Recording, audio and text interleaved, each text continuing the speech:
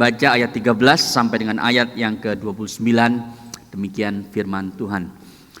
Sesudah itu Nebukadnezar memerintahkan dalam marahnya dan geramnya untuk membawa Sadrak, Mesak dan Abednego menghadap.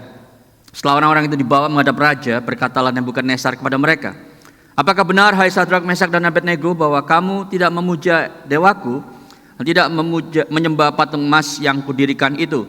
Sekarang jika kamu bersedia, demi kamu mendengar bunyi sangkakala, seruling, kecapi, rebab, gambus, serdam, dan berbagai-bagai jenis bunyi-bunyian, sujudlah menyembah patung yang kubuat itu.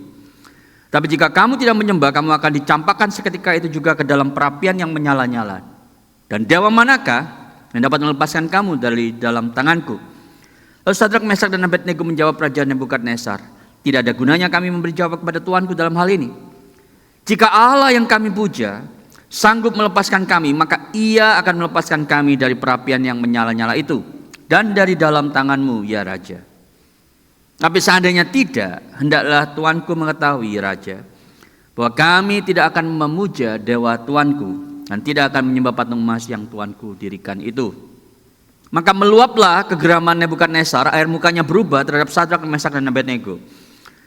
Lalu diperintahkannya supaya perapian itu dibuat 7 kali lebih panas daripada yang biasa.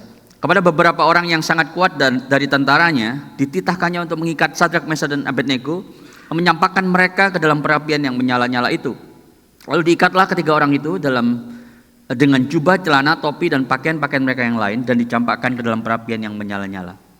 Karena titah raja itu keras, dipanaskanlah perapian itu dengan luar biasa, sehingga nyala api itu membakar mati orang-orang yang mengangkat Sadrak, Mesak dan Abednego itu ke atas. Tapi ketiga orang itu, yakni Sadrak, Mesak dan Abednego, jatuh ke dalam perapian yang menyala-nyala itu dengan terikat. Ayat 24, kemudian terkejutlah Raja Nebukadnezar, lalu bangun dengan segera, berkatalah ia kepada para menterinya, "Bukankah 3 orang yang telah kita campakkan dengan terikat ke dalam api itu?" Jawab mereka kepada raja, "Benar ya Raja," katanya, "tetapi ada 4 orang. Kulihat berjalan-jalan dengan bebas di tengah-tengah api itu. Mereka tidak terluka, dan yang keempat itu rupanya seperti anak dewa."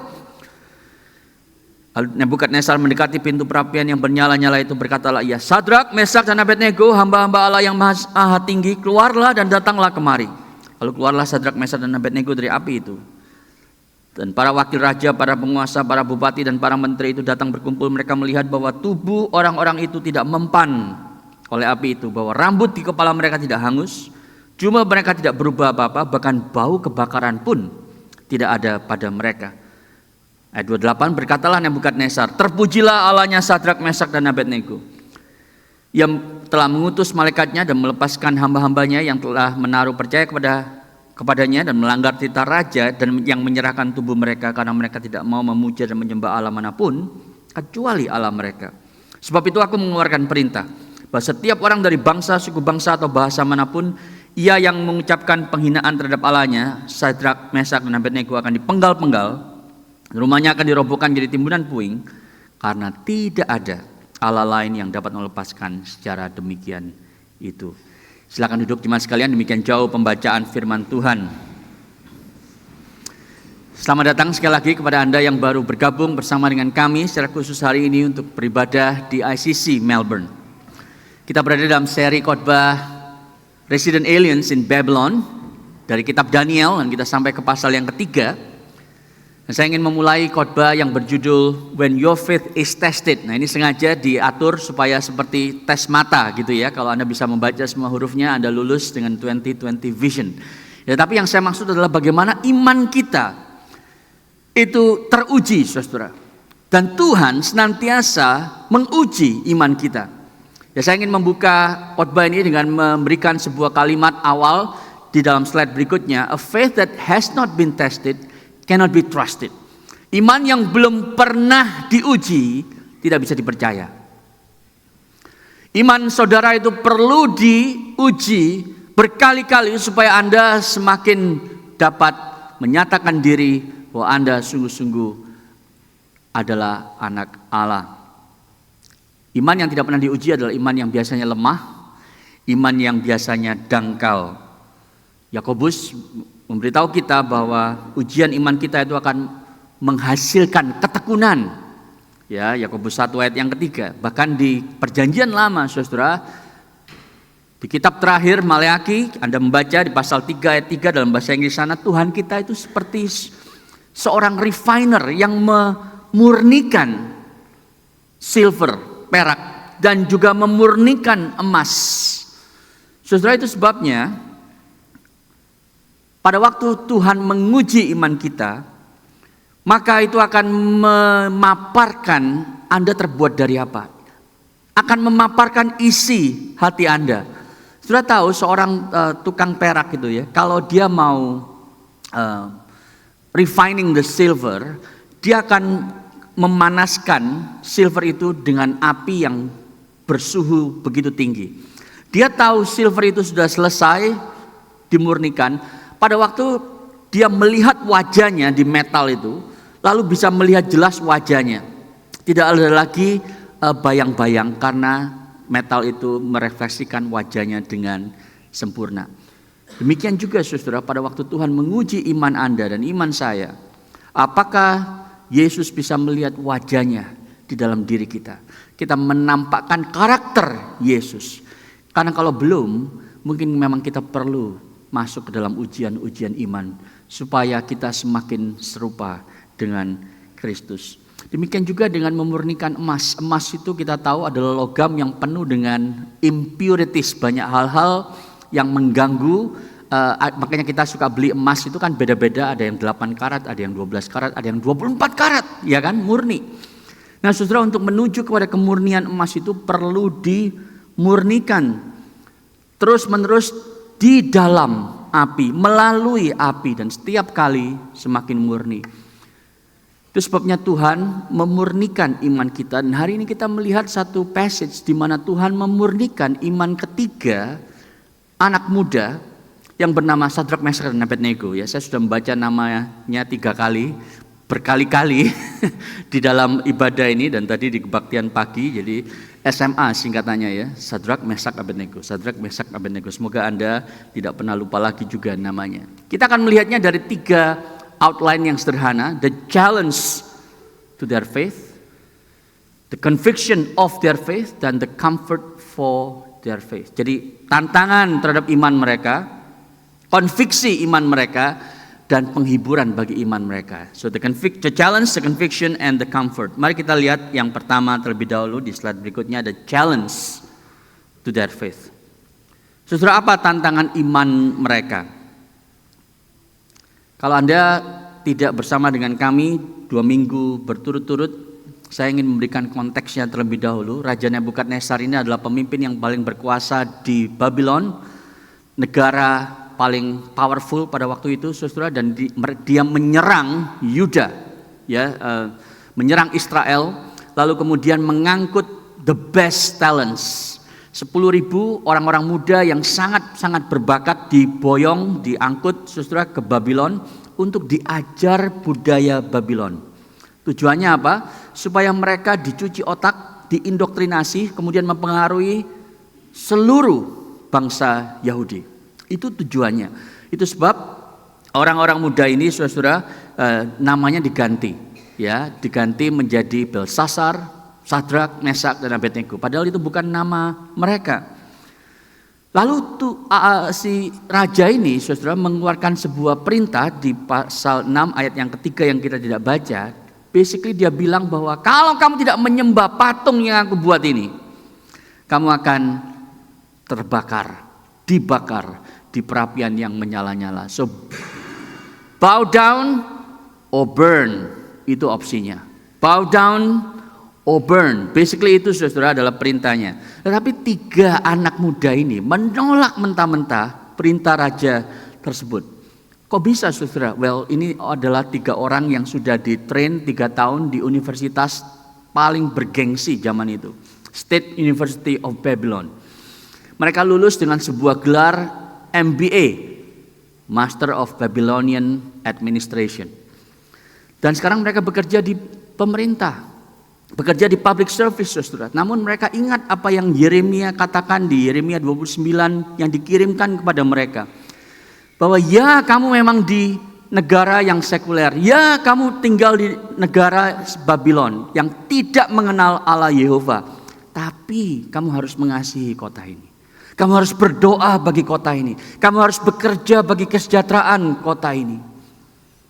Itu yang Yeremia 29 katakan, dan mereka mentaati itu. Kemudian mereka engage the culture. Mereka terlibat dalam berbagai kegiatan ekonomi dan politik dan sosial di kota itu, saudara. Mereka berkontribusi bagi kesejahteraan kota tersebut, dan seharusnya kita juga sedemikian. Tapi ketika raja memerintahkan mereka untuk menyembah patung tersebut, mereka menolak. Mereka tidak peduli konsekuensinya. Itu sebabnya raja ini begitu marah, saudara, ketika dia mendengar bahwa ada 3 orang Yahudi yang menolak, dan dia tahu ini kemungkinan besar karena dilaporin kan oleh para menterinya ini, dan para anak buahnya ini mungkin iri terhadap Sadrak, Mesak dan Abednego. Saudara, seringkali begini ya, orang itu iri lalu ingin mencelakakan kita. That's common, ya kan? Dan ini yang terjadi. Kalau raja tidak diberitahu, mungkin dia juga tidak tahu, saudara. Bayangkan ada ribuan orang, jutaan orang harus bowing down menyembah patung itu. Mereka tidak tahu, raja tidak akan tahu kalau tidak dibisikin. Ya, itu sebab raja ini ingin dengar langsung dari mulutnya Sadrak, Mesak dan Abednego. Mereka dipanggil lalu ditanya, "Is it true? Benarkah Sadrak, Mesak dan Abednego yang kudengar bahwa kamu tidak mau menyembah?" Lalu tentunya jawabannya adalah benar. Nah, saudara, di sini saya ingin berhenti sebentar dan Anda coba pikir ya. Kalau Anda nyanyi di gereja dalam kebaktian seperti ini, I have decided to follow Jesus, no turning back, no turning back. Itu gampang, saudara. Karena kita cuma ada di dalam 4 tembok gereja ini yang aman dan nyaman. Anda bisa nyanyi, aku akan mati bagi Yesus dan seterusnya. Aku akan menolak menyembah berhala. Tapi sekarang mereka dipanggil di depan raja loh. Dan Anda bisa bayangkan di sekitarnya itu banyak pengawal yang gagah perkasa dan siap untuk melempar Anda ke api. Tapi mereka tetap berkata, no, kami tidak akan menyembah raja. Setelah kita suka bilang, saya ingin menjadi perpanjangan tangan Yesus, perpanjangan kaki Yesus. Saudara harus ingat, kaki dan tangan Yesus itu dipaku di atas salib. Jadi kalau Anda ingin menjadi pengikut Kristus, Anda harus siap untuk memikul salib. Dan itu yang mereka lakukan, saudara, di dalam cerita ini.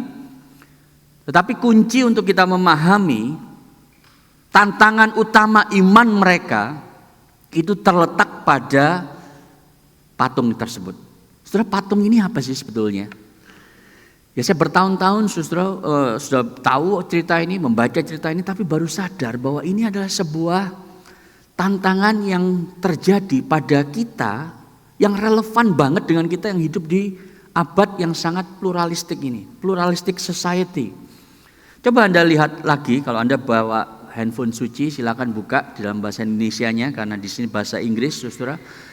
Patung ini tingginya 27 meter, ya lebih tinggi dari gedung ini, saudara. 27 meter yang terletak di tempat publik dan dikelilingi oleh orkestra. Jadi setiap kali ada orang yang datang ke sana, orkestranya langsung drum, seruling, gambus, kecapi, semuanya langsung main. Dan Anda harus menyembah. Tapi yang menarik, saudara, ini patung siapa sih? Kalau Anda pikir ini patungnya Nebukadnezar, dan saya pikir all these years itu adalah patungnya Nebukadnezar, padahal kita tidak tahu persis. Yang kita tahu adalah di ayat yang ke-14 itu, kalau Anda baca. That you do not serve my gods, dalam bentuk jamak. Jadi patung itu setinggi 27 meter yang besar sekali. Kalau Anda ke New York melihat Lady Liberty itu ya, mungkin segede itu, saudara. Itu adalah kompilasi dari semua ilah di Babel.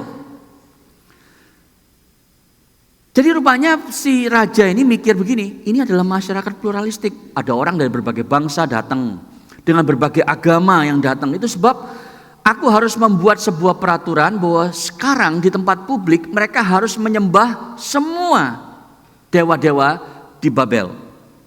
Itu yang dia katakan, saudara. Termasuk dewa Baal. Daniel kan namanya diganti Belsasar. Itu ada kata Baalnya di sana. Ya, Abednego. Ya, Nego itu adalah salah satu dewa Baal, dewa Babel, saudara. Nah, Abednego artinya the servants of Nego. Jadi ini adalah kompilasi semua dewa-dewa yang ada di Babel.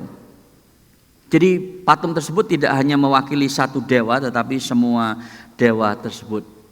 Dengan kata lain, saudara, kalau saya samarikan dengan sederhana, yang dikatakan Nebukadnezar adalah begini. Kamu boleh menyembah Tuhan Allahmu di rumah, waktu sendiri, secara private. Aku tidak meminta kamu untuk meninggalkan Allahmu, hai orang Israel. Aku tidak meminta kamu untuk meninggalkan Allah Yehova. Aku hanya meminta kamu, kalau kamu di tempat umum, di publik, berlakulah sama seperti orang lain. Sembahlah dewa-dewa Babel. Itu permintaannya. Dengan kata lain, saudara, keep your faith private. Privatisasi iman.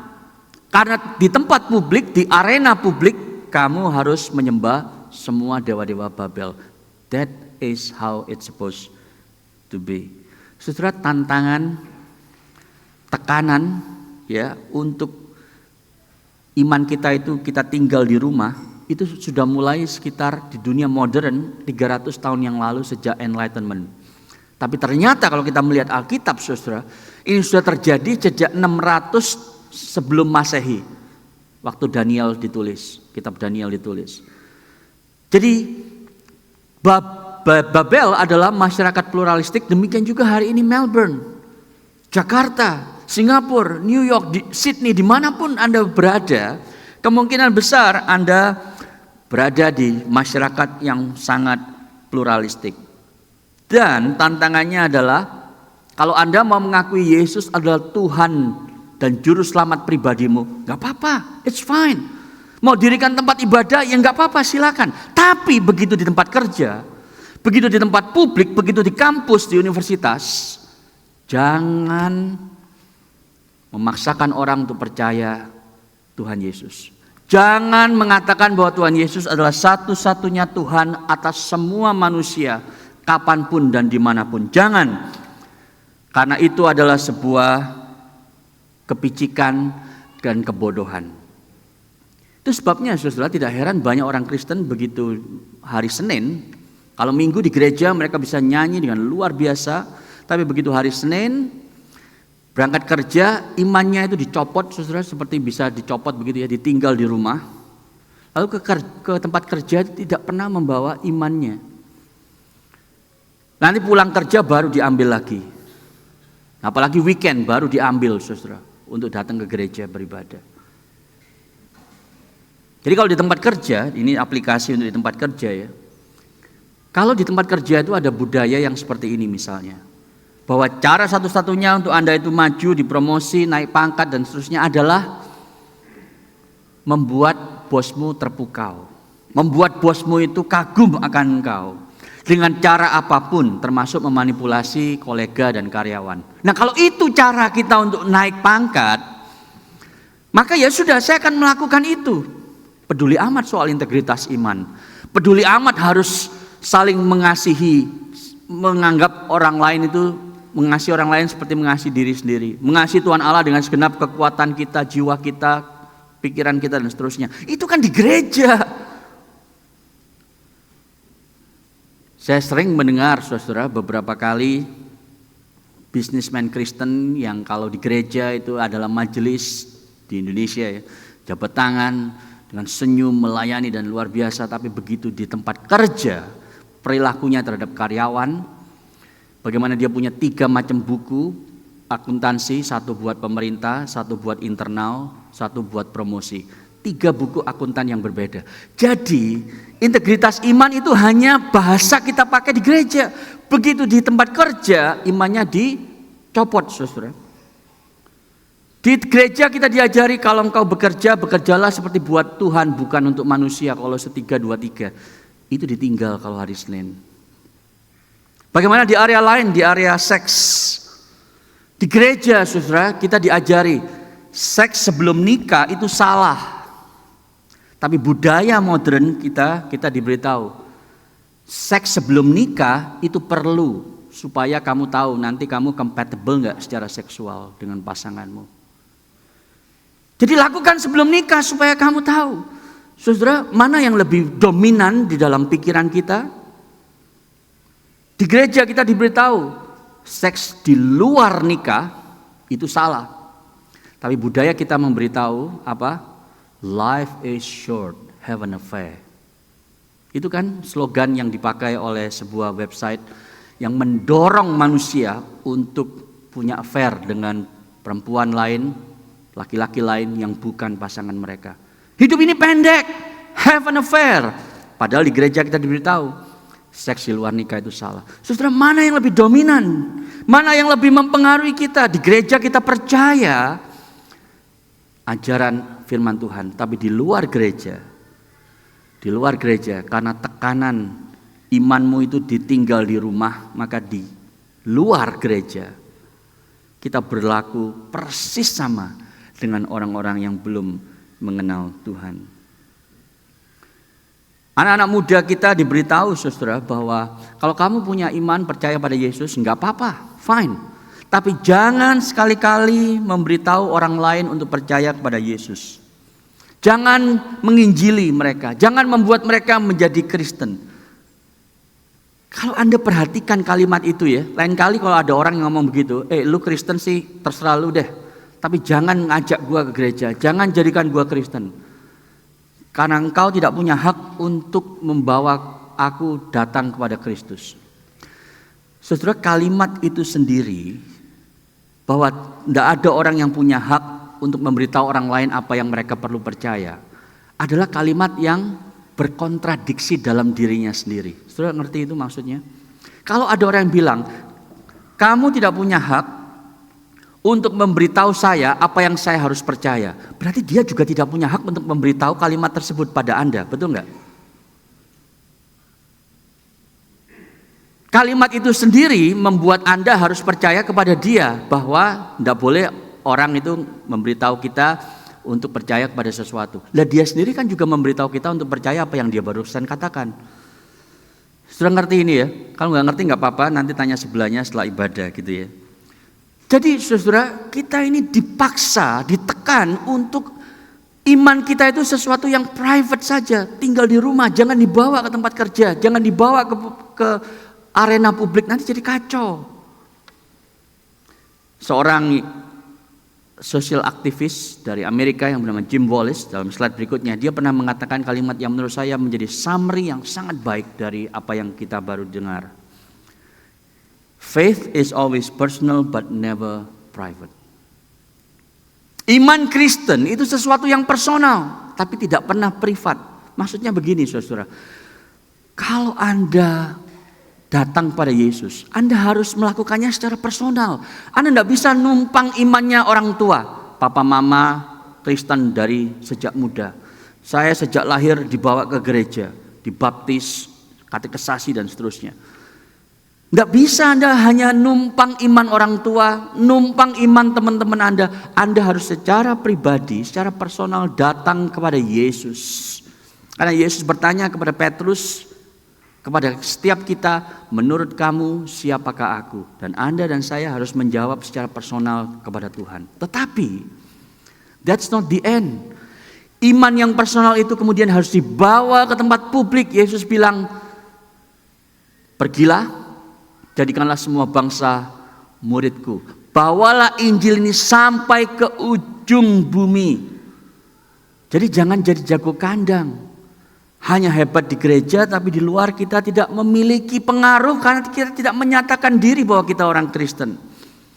Tidak heran saudara, budaya kita adalah budaya yang semakin sekuler. Di Australia, di Amerika, di Inggris, di Jakarta, di kota-kota besar di Indonesia.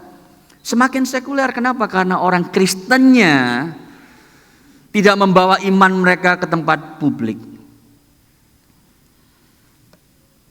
Setiap Anda yang tinggal di kota besar seperti Melbourne, Jakarta, atau dimanapun Anda pernah tinggal, Anda akan mendapatkan tekanan yang sama. Keep your faith private. Apakah Anda berani menentang seperti Sadrak, Mesak, dan Abednego? Tidak. Saya orang Kristen baik di rumah, di kampus, di kantor, di jalan, dimanapun. Dan saya hanya mengikuti Yesus Kristus Tuhan dan Juru Selamat dunia. Bukan hanya Tuhan dan Juru Selamat saya.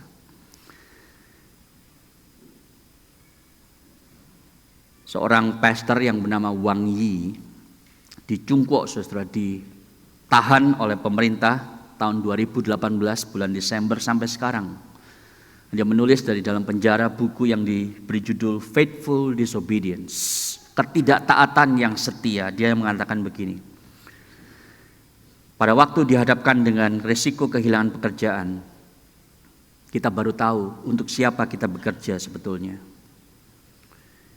Pada waktu ada risiko kehilangan posisi atau kekayaan demi Injil, baru kita tahu apakah kita hidup bagi uang atau bagi Injil. Pada waktu ada risiko kehilangan nyawa, baru kita tahu saya sebetulnya hidup untuk siapa. Itu yang dia tulis. Saudara, inilah tantangan kita hari ini. Apakah Anda berani menentang seperti Sadrak, Mesak, dan Abednego? Mungkin Anda tidak ketemu penjara, mungkin nyawa Anda tidak pernah jadi berisiko, tetapi selalu ada tantangan-tantangan yang membuat Anda tidak nyaman, yang membuat promosi Anda terganggu, karir Anda itu terhambat dan seterusnya karena Anda orang Kristen. Jadi permisi tanya, apakah Anda menyatakan diri ke teman-temanmu di tempat kerja, di kampus bahwa Anda orang Kristen dan Anda adalah practicing Christian, Anda ke gereja setiap minggu dan Anda percaya setiap apa yang Alkitab katakan, bukan hanya sekedar Kristen KTP. You have to say that to other people.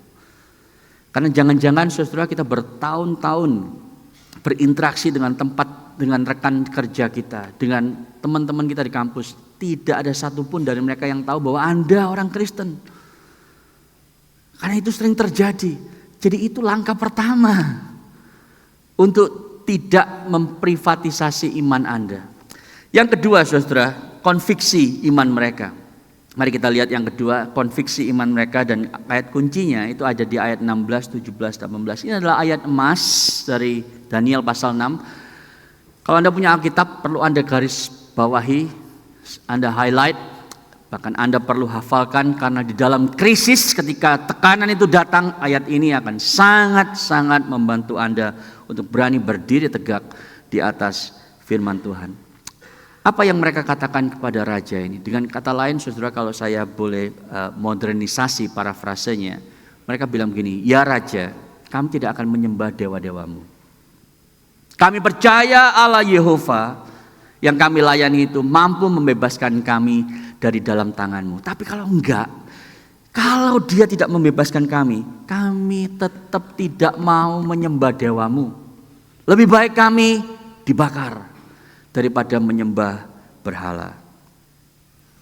Ini bukan masalah prinsipal, bukan masalah komitmen, tapi masalah konviksi hati mereka. Mereka lebih mending mati lalu ketemu Tuhan melalui api daripada menyembah berhala dan lepas dari api.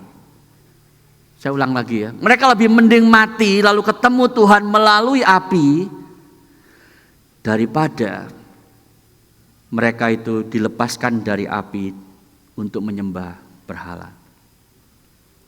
Ada seorang yang bernama Polikarpus, muridnya Irenaeus, yang adalah muridnya Rasul Yohanes. Dan mungkin dia teringat akan Sadrak, Mesak, dan Abednego ini. Ketika dia itu dibakar hidup-hidup di sebuah tiang. Lalu ketika api itu mulai menyala, dia ditanya untuk terakhir kalinya, maukah engkau menyangkali Yesus? Dia bilang 86 tahun saya mengenal dia. Dan dia tidak pernah satu kali pun jahat kepada saya. Dia sudah mati bagiku. Bagaimana mungkin aku bisa menyangkali dia? Lalu dia dibakar sampai tidak lagi kelihatan wajah dan bentuknya. Saudara, Ini sesuatu yang mungkin kita tidak pernah alami, tetapi ini menunjukkan konviksi iman yang kita perlu nyatakan di dalam bentuk yang berbeda, di dalam skala yang berbeda. Tapi kita seringkali tidak seperti itu. Kita bilang begini, aku akan melayani Tuhan. Tapi masalahnya gini, waktu aku minta Tuhan itu memberkati studiku, membuat karirku maju, untuk menyelamatkan pernikahanku, untuk menjaga anak-anakku, Dia tidak melakukan itu. Kerjaanku mandek, pernikahanku penuh dengan konflik, anakku itu kok kayaknya enggak bisa berhasil dalam studinya. Kenapa Tuhan tidak melakukan itu? Lalu kita marah kepada Tuhan. Saudara, itu yang sering terjadi. Kalau Tuhan itu memberkatiku, baru aku akan menyembah Dia dan melayani Dia. Saudara, kalau itu yang Anda lakukan, Anda sebenarnya tidak sedang menyembah Tuhan, melayani Tuhan. Anda sedang melayani agenda hidupmu pribadi. Dan Anda hanya menggunakan Tuhan untuk memperkuat tenagamu mencapai agenda tersebut. Anda hanya memanipulasi Tuhan. Anda hanya menggunakan Tuhan. You're a user, not a worshiper. Anda bukan seorang penyembah, Anda adalah seorang pengguna. Hanya menggunakan Tuhan untuk memenuhi agenda dan ambisi hidup Anda. Sama seperti satu cerita yang diceritakan oleh seorang pengkhotbah, saudara. Ada seorang laki-laki yang senang sama seorang perempuan, lalu mereka mau menikah. Dia bilang begini, aku itu sungguh-sungguh cinta kamu, itu sebabnya aku mau menikah sama kamu. Memang aku tidak sekaya si Joni, aku tidak punya rumah gedongan, aku tidak punya Rolls Royce seperti Joni itu, tapi aku mencintaimu dan aku ingin melanjutkan sisa umur hidupku dengan kamu. Lalu si perempuannya bilang begini, aku juga mengasihimu setengah mati, tapi boleh nggak kasih tahu si Joni itu seperti apa, ceritakan dulu gitu ya. Jadi dia mulai tertarik, saudara, dengan Joni karena punya gedongan rumahnya dan mobil Rolls Royce. Kita seperti itu, saudara. Kita mudah diombang-ambingkan karena Tuhan yang kita percaya dan layani tidak selalu memberikan apa yang kita inginkan. Kalau Anda tidak mau dicintai oleh pasanganmu karena Anda kaya atau karena Anda cantik atau ganteng gitu ya. Karena sudah tahu kekayaan dan rupa kita seiring dengan waktu akan hilang, saudara. Akan lenyap. Nah, kalau kita tidak mau diperlakukan seperti itu, kenapa kita memperlakukan Tuhan seperti itu, saudara? Coba Anda tanya kepada yang pacaran ya di gereja ini. Coba Anda tanya kepada pacarmu, apakah kamu mau sama saya karena saya kaya, atau karena saya ganteng, atau karena saya tampan dan seterusnya. Atau karena saya pinter gitu ya. Nanti setelah sudah tua, saudara, kepandaian itu akan hilang. Jadi pikun, jadi suka lupaan gitu ya. Dan tentu Anda tidak mau pasangan Anda, pacar Anda itu mengasihi Anda karena semua itu yang akan lenyap. Nah, sekarang kenapa Anda memperlakukan Tuhan seperti itu? Sadrak, Mesak, dan Abednego, saudara, mereka berbeda. Mereka mengatakan kalau Tuhan tidak menyelamatkan kami, tidak apa-apa, kami tetap akan menyembah dan melayani Dia. Karena kalau kami mati pun kami akan mengalami sukacita yang tidak lagi ada penghalang, karena kami bertemu Dia muka dengan muka. Jadi kesimpulannya sejauh ini, saudara, ada dua jenis iman. Slide berikutnya. Iman yang pertama itu bilang kalau saja, if faith. Yang kedua, iman meskipun. Ya. Yang pertama bilang gini, saudara, kalau saja hidup saya bahagia, kalau saja saya itu sukses, maka saya akan percaya Tuhan. Saya akan ke gereja, saya akan memberikan perpuluhan rutin, ya enggak Senin Kemis, kadang memberi, kadang lupa gitu ya. Tapi saya akan memberikan persembahan dengan rutin, saya akan pelayanan kepada Tuhan. Kalau Tuhan memberkati saya, itu namanya Anda menjadikan Tuhan jongos, butler, ilahi Anda. Anda menjadikan Tuhan itu terapis kosmik ya. Karena Dia selalu on call, kalau Anda butuh tolong ini ya, bantu saya melakukan ini dan itu. Tuhan seperti itu, saudara. Tapi Anda juga bilang, jangan terlalu dekat dengan saya. Saya nggak mau kamu menggerecokin hidup saya. Nanti saya panggil kalau saya butuh. Kalau enggak, sana pergi. Itu perilaku kita terhadap Tuhan. Kalau iman kita adalah iman yang hanya kalau. Tetapi iman yang jenis kedua, iman meskipun. Itu berkata bahwa meskipun saya harus menderita, meskipun saya harus kehilangan potensi keberuntungan atau kenikmatan karena saya orang Kristen, saya akan tetap melayani Dia dan menyembah Dia. Bahkan seperti Ayub, meskipun dia membunuh aku tetap akan percaya kepada Dia. Saudara, ada kalimat itu di dalam kitab Ayub, though he will slay me, still I will trust him. Ini statement of faith yang luar biasa, saudara, yang jarang sekali ditemui hari ini di antara orang Kristen. Kalau Tuhan tidak menyembuhkan kanker saya, aku tetap akan percaya Dia. Aku tetap akan melayani Dia dan tidak menyembah berhala. Meskipun Tuhan tidak menyelamatkan pernikahan saya, aku tetap akan melayani Tuhan. Meskipun Tuhan tidak memberikan aku sukses, aku tetap akan percaya dan melayani Dia. Ini konviksi iman yang kita perlukan, saudara. Jangan jadi orang Kristen yang lembek, yang begitu diuji langsung hancur, layu sebelum berkembang, saudara. Itu sebabnya kalau Anda mau tahu kenapa dia bisa punya konviksi yang seperti ini, Sadrak, Mesak, dan Abednego. Ini bukan cerita dongeng khayalan. Saudara tahu kenapa? Karena dari awal mereka sudah belajar untuk tidak kompromi dalam hal-hal yang kecil. Saudara masih ingat di Daniel 1? Mereka belajar untuk tidak mau makan makanan yang sama yang dimakan oleh raja. Itu kan lebih kecil ya, lebih sederhana.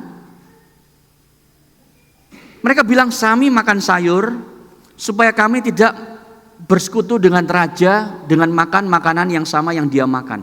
Itu belajar dari hal yang kecil, saudara. Kalau Anda tidak belajar untuk berani berkata tidak kepada hal-hal yang kecil, mana mungkin Anda berani untuk mempertahankan konviksi iman pada hal-hal yang besar. Ketika pekerjaan Anda jadi taruhan, reputasi Anda jadi taruhan, nyawa Anda jadi taruhan, pasti Anda nggak mau. Jadi bagaimana, saudara, kita bisa memiliki konviksi seperti itu? Yang terakhir, poin yang terakhir adalah the comfort for their faith. Inilah rahasia, inilah kenyamanan yang mereka terima sehingga mereka memiliki konviksi yang besar itu. Ayat 19 dan 25.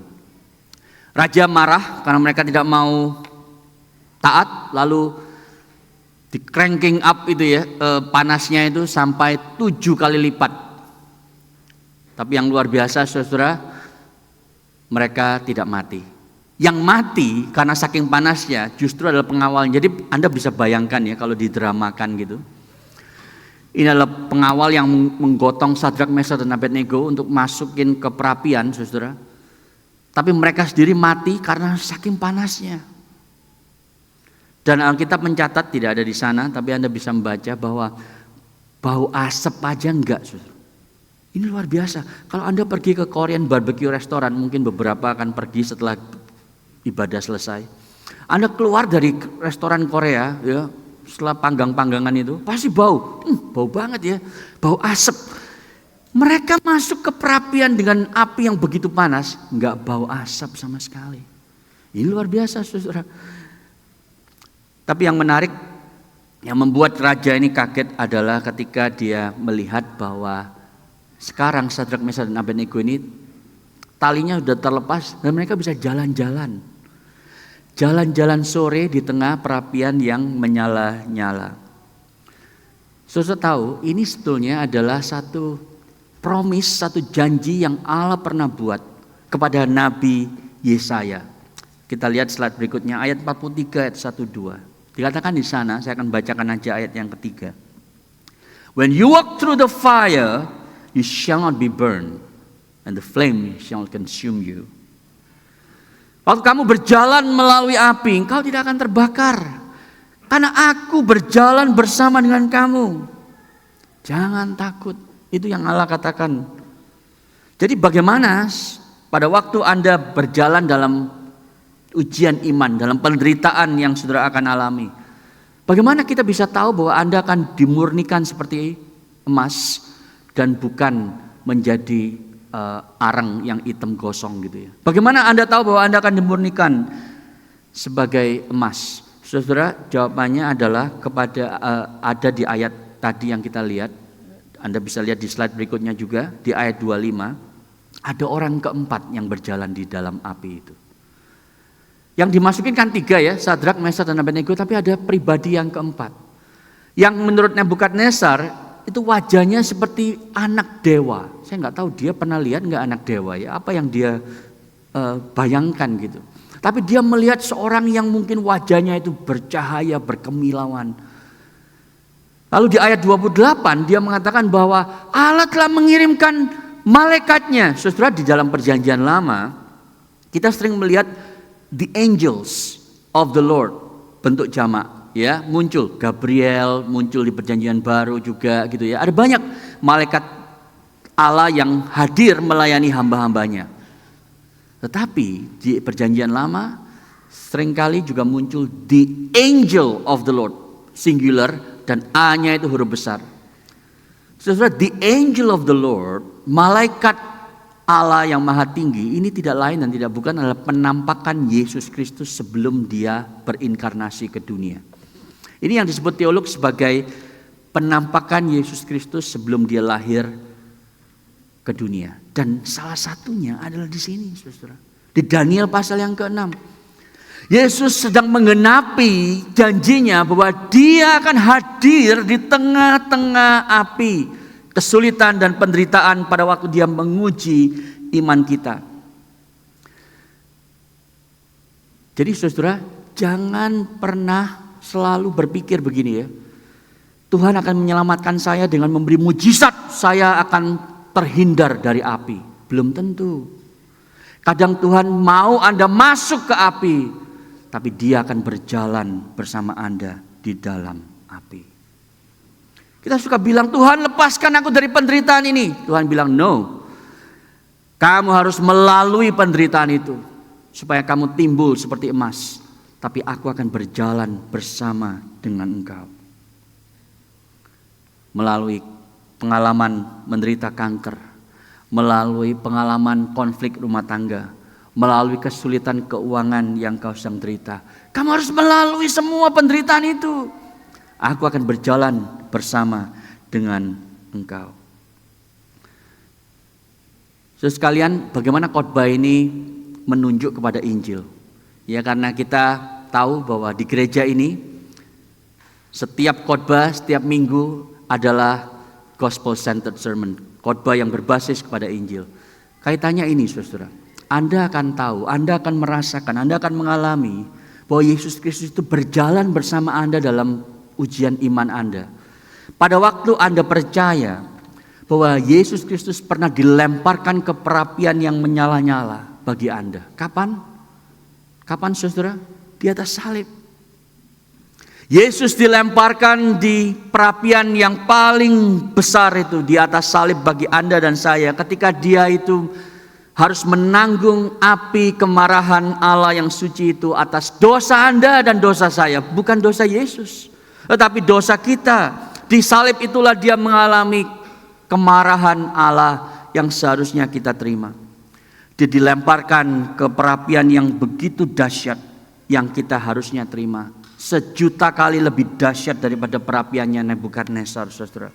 Kalau Anda ingat itu, kalau Anda ingat salib itu, maka Anda akan mengalami Yesus berjalan bersama Anda dalam ujian iman yang lebih kecil, yang temperaturnya lebih rendah, tidak terlalu panas, yang kita alami selama kita hidup.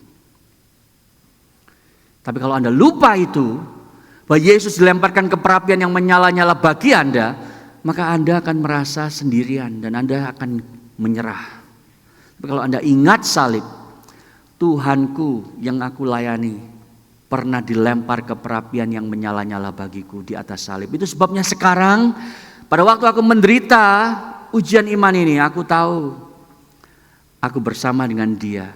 Aku tahu bahwa aku sedang tidak dihukum karena hukuman itu sudah diterima oleh Yesus. Justru ketika aku menderita, aku diubahkan semakin serupa dengan Kristus dan dia berjalan bersama dengan aku. Saudara, poin yang terakhir yang saya ingin sampaikan, satu hal yang sangat menarik, sebuah nubuatan sepertinya yang disampaikan oleh Raja Nebukadnezar tanpa dia sadari.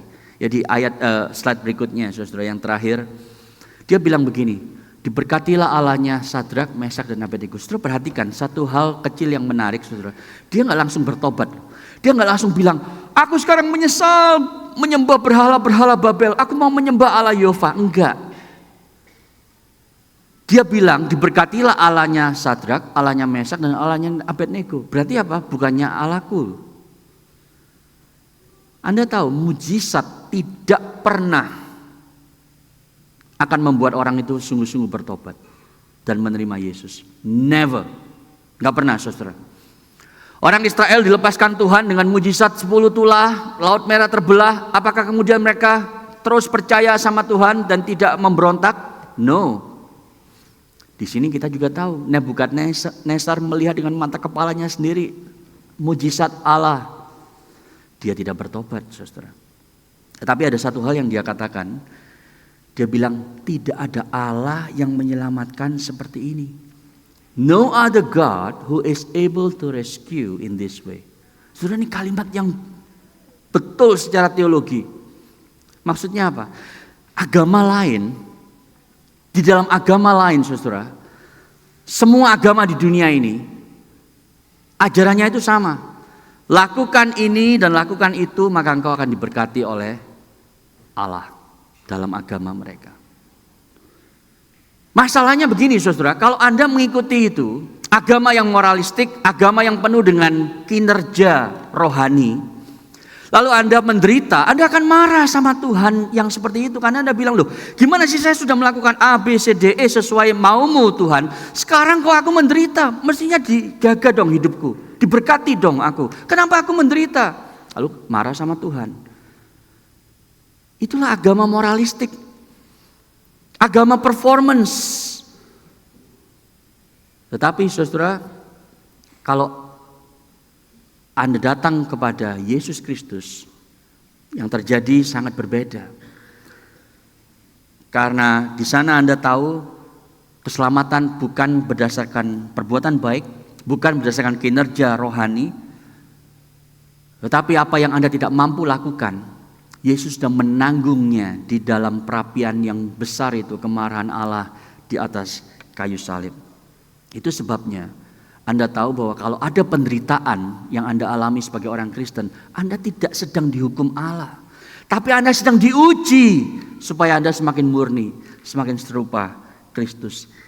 Inilah cara Allah menyelamatkan kita setiap hari dari diri kita sendiri, dari penyembahan berhala kita. Dan itu yang dikatakan Nebukadnezar, tidak ada Allah yang cara menyelamatkannya seperti ini. Unik sekali. Saudara, Anda yang duduk di sini ataupun di atas, mungkin Anda sudah lama jadi orang Kristen.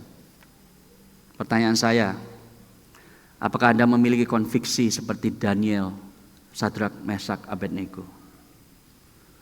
Atau selama ini Anda cuman asal-asalan menjadi fans bukan pengikut Yesus? Anda tidak berani berkata tidak. Anda menghitung untung ruginya setiap kali. Anda tinggal iman Anda di rumah karena tekanan di tempat kerja, di kampus dan seterusnya.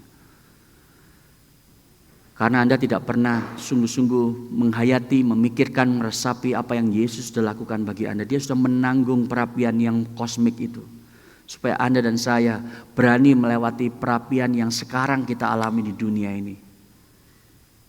Jangan jadi orang Kristen yang lembek. Dalam masa sisa hidup kita mungkin 50 tahun, mungkin 5 hari. Who knows? Mari saudara, kita jadi orang Kristen yang tegar seperti Daniel, Sadrak, Mesak, Abednego. Karena Yesus Kristus sudah menanggung hukuman dosa tersebut bagi Anda dan saya. Dan Dia akan berjalan bersama Anda. Anda tidak pernah mengalami Yesus berjalan bersama Anda karena Anda selalu menolak perapian. Anda selalu menolak penderitaan. Itu sebabnya Anda tidak pernah merasakan manisnya Yesus berjalan menggandeng tangan Anda di tengah-tengah kesulitan. Kalau Anda sudah lama jadi Kristen, berubahlah. Karena Injil, karena salib. Kalau Anda belum Kristen, hari ini pertama kali Anda mendengar berita Injil, ini kaitannya dengan salib Kristus. Saudara, tidak ada agama lain di dunia ini yang mengajarkan bahwa Tuhan yang layak disembah itu turun menjadi manusia, mati untuk menanggung hukuman dosa. Sehingga sekarang dia yang hidupnya itu sempurna menderita bagi saya. Sehingga sekarang saya di dalam dia, kalaupun saya menderita di dunia ini, gak apa-apa. Karena dia berjalan bersama saya dengan rohnya di dalam diri saya untuk membuat saya serupa dia. Tidak ada agama lain yang seperti itu menyelamatkan kita. Maukah Anda datang kepada Yesus? Mari kita tunduk kepala, kita berdoa.